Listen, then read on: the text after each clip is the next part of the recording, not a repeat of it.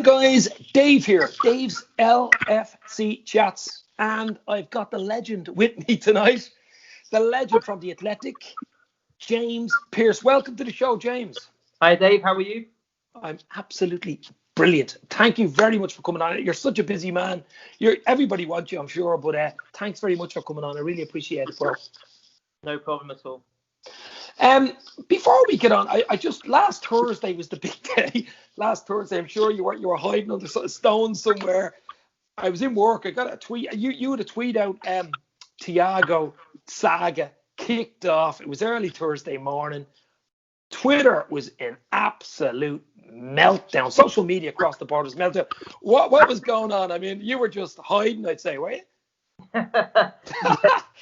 It was just a crazy morning because, I probably like most people and most journalists and most Liverpool fans, I've got sick of talking about it and hearing about it all summer, the Thiago saga, and I genuinely didn't know which way it was going to go because, of course, you had from very early on in Germany, you had the reports suggesting that it was almost a done deal, and then of course time drags on, and certainly all the noises out of Liverpool were that of course there was interest, but they hadn't tried to negotiate a deal because we all know the financial implications of COVID, and then the club stance was that they would only go for Thiago if another centre midfielder was to leave, and of course everyone knew that was Gini Wijnaldum. Was there going to be a bid from Barcelona? So until very, very early last Thursday morning, I didn't know which way it was going to go, and then I woke up last Thursday morning. I had some messages on my phone from a number of different contacts, and thought, oh my God, it's actually happening. And then a few phone calls later, confirmation that the information was good. So the Athletic was able to run that story exclusively that deal had been agreed between Liverpool and Bayern. So it was the bringing an end to what was quite a summer long saga really. And I think in the end, I was delighted that Liverpool managed to get the deal done because yes, it's out of keeping with their usual transfer strategy of investing in younger talent, but I think Thiago's such a special player that you make an exception for him.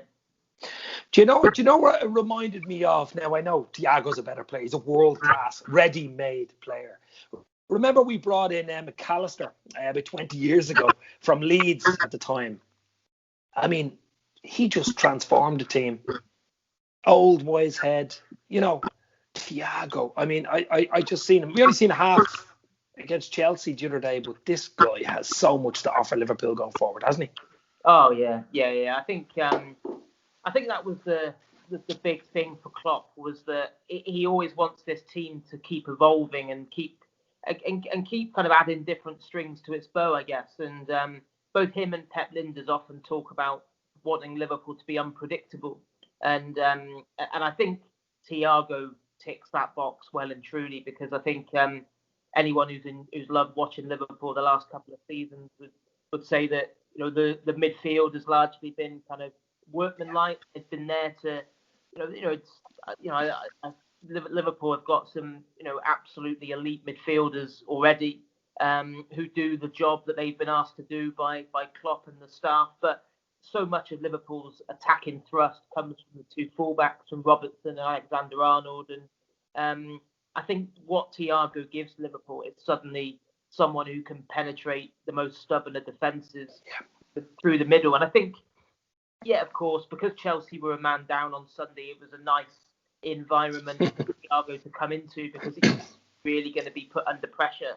But I think we just saw already with the way that he's so progressive with his passing. There was a number of times when he could have taken the safe sideways option and he didn't. He was kind of eye of the needle stuff a few times with the way in which he found teammates. And when I think that was after one training session with his new teammates. So it really whets your appetite. The guy's an absolute serial winner, and I think it's difficult to compare it with other signings Liverpool have made because, it's the first time I can remember that Liverpool have gone and bought a real ready-made world-class player who's at the absolute peak of his career. Because I think, of course, Van Dijk and Alisson cost huge money, but I still think neither of those had a CV to match someone like Thiago. No. They weren't, the fact that Liverpool have basically just taken away from the European champions, one of their, if not their best players, certainly in their top three best players. He lit up that Champions League final. And I think that says a lot about where Liverpool's at a club and also the pulling power of Jurgen Klopp. And then Jota, Diogo Jota. I mean, that came from nowhere. It did for me. I don't know about you, but yeah. No, I'd have to hold my hands up and say that definitely came out of nowhere in the space of 24 hours, really. Wow. I suppose it was similar in a way. It reminded me to the Fabinho one after Kiev a couple of years ago that similarly kind of came out of nowhere. And I think the way that Liverpool operates similar in a way, I guess, to what happened with Tsimikas, the left back, because Liverpool always draw up a short list of 3 or 4 names, and quite often, it's not a case of like, he's the first choice, we'll try and do that deal, and if we can't, we'll just drop down the pecking order. They quite often are trying to work on deals simultaneously, and then so that then if one doesn't happen, they're able to really kick on with the other one. And that was clearly what happened when they couldn't do the Jamal Lewis deal with Norwich. They were very, very decisive and ruthless in terms of going to get Tsimikas. And I think it was a similar story with Jota. Ismail Azar at Watford. That was my information that he was Liverpool's top attacking target this summer. Yet all of the noises that were coming out of Liverpool was that they felt that he was overpriced. Watford was saying £40 million starting point, and I think with add-ons, Watford were looking at nearer to £50 million. And I think the other big thing that convinced Liverpool to go from Sarr to Jota was that Watford wanted a lot of that cash up front, and clearly in the current financial realities of COVID-19, that wasn't particularly favourable for Liverpool. So Jota 41 million, potentially rising to 45 million pounds, but what Wolves have they were willing to only take 10% of that up front. Wow. Which obviously helps Liverpool in terms of cash flow. So yeah, I've always liked Jota. I remember watching him at Anfield last season and thinking, there's got something about him. This guy, I quite like the fact he's a bit spiky, he's competitive, he's got fire in his belly. I think he's versatile as well, can play across the front line. I think his work ethic makes him a Klopp player. And he's only 23. I think that's the exciting thing. I think there's some parallels to when Liverpool brought in Sadio Mane in terms of, I remember then, if you ever want to laugh, look back on Twitter at the replies when Liverpool did that deal with Southampton. A lot of people were saying, what on earth have Liverpool done that for? He's so inconsistent. 30 million pound down the drain, and I've seen a bit of a mixed reaction from rival fans to Jota, but I've got a good feeling that Jurgen Klopp will take him to the next level. Yeah, I was just going to mention Sadio Mane actually, because I think the Anfield Rap boys were talking about it as well, that Sadio Mane, when he came in, similar goals and numbers, goals per games ratio and stuff, and an unpolished diamond basically. And that's what Liverpool do, isn't it? We buy lumps of coal and turn them into diamonds, basically. Yeah. Klopp's done that repeatedly, hasn't he? I think you look through the team. Andy Robertson, relegated with Hull. Gini Wijnaldum relegated with Newcastle. Even Mo Salah. A lot of clubs wouldn't touch Mo Salah because they felt he so-called failed in the Premier League the first time around, despite the fact that he barely got a chance at Chelsea. So there's been a lot of that in terms of Liverpool's transfer dealings, and I think that's why that sets the Thiago deal.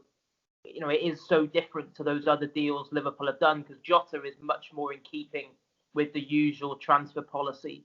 Thiago is just, out of the ordinary, but I think clearly it was just such an amazing opportunity to sign an elite player for, I think, what is it, only £20 million guaranteed, potentially rising to 27.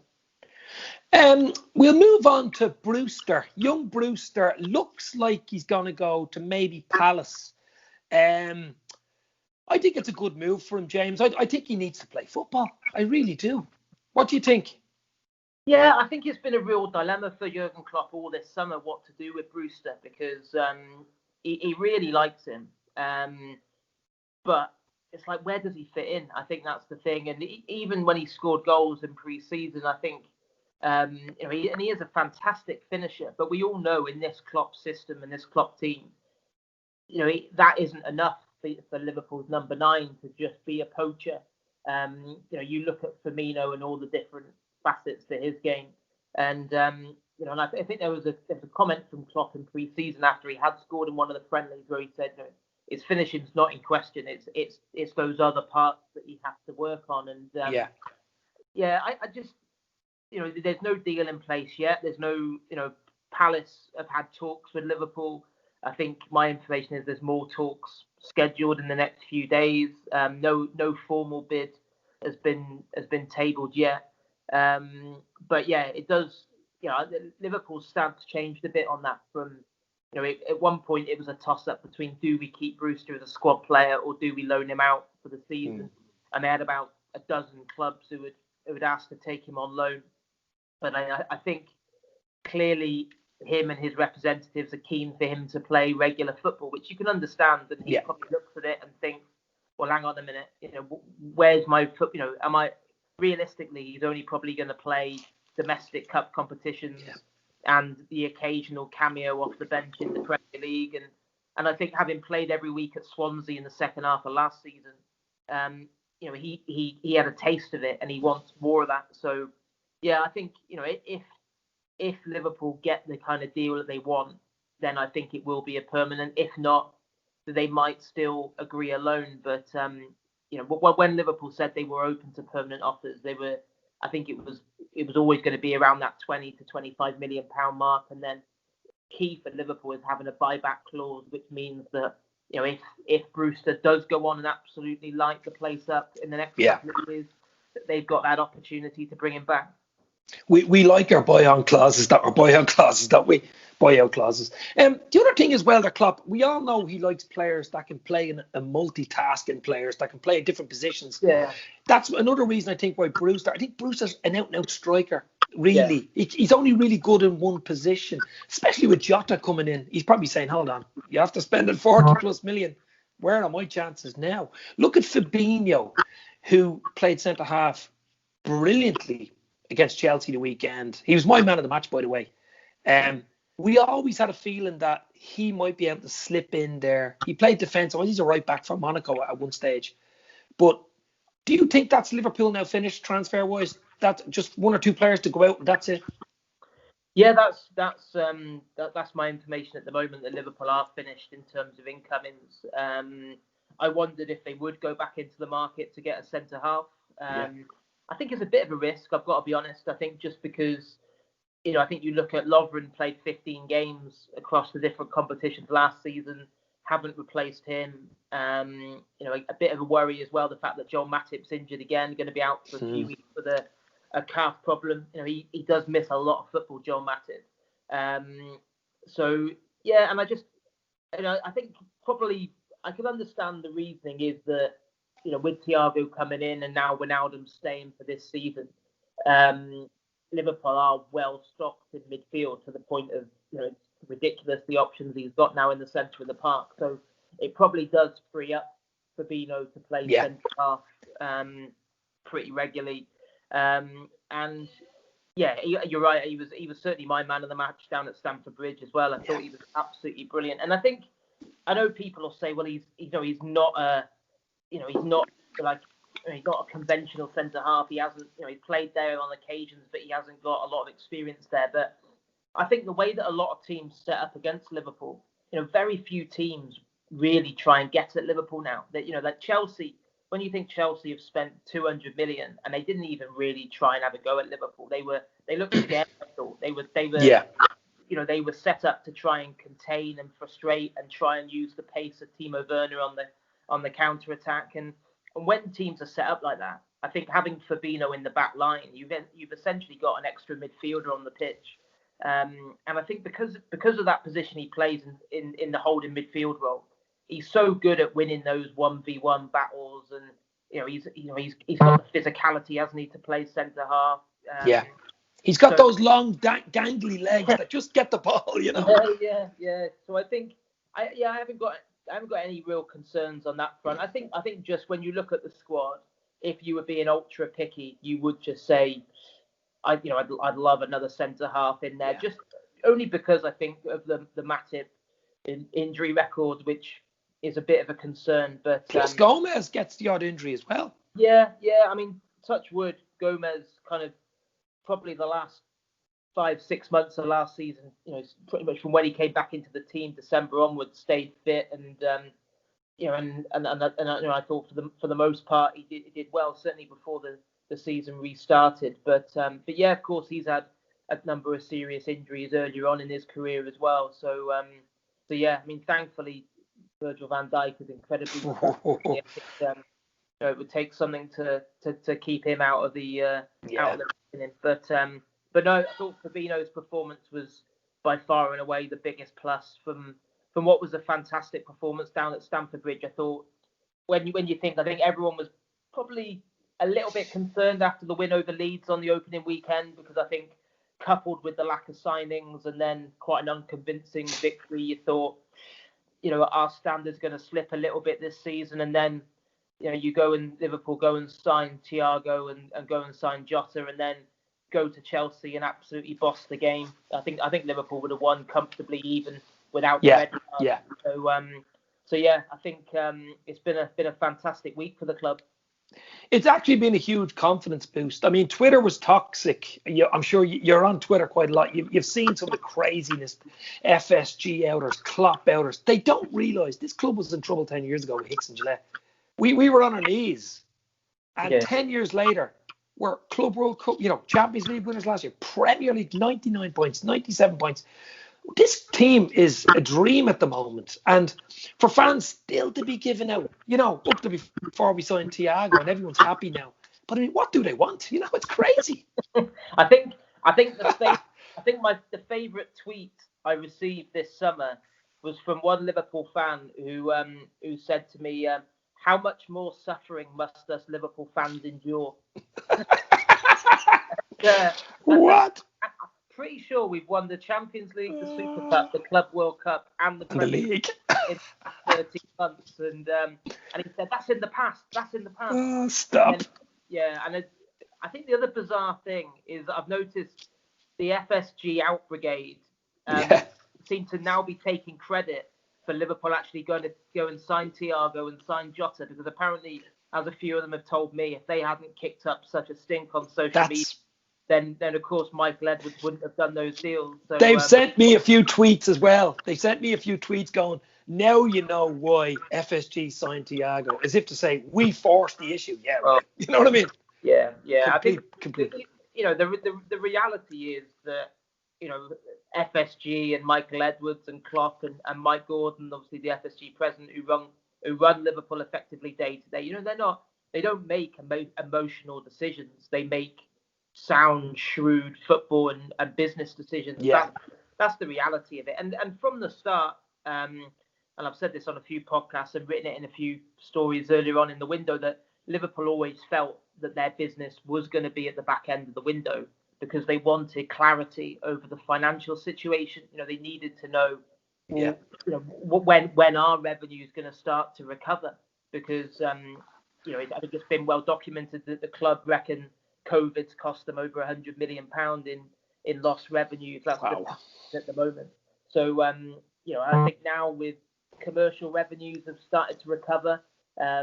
News out today that the new Nike kits have absolutely shattered all the so I heard, kit sales, and of course that has a real knock-on effect for Liverpool financially, because they get 20% of of the of all the sales. Was it 30% or 20? I thought it was 30. No, 20. I think 20. 20.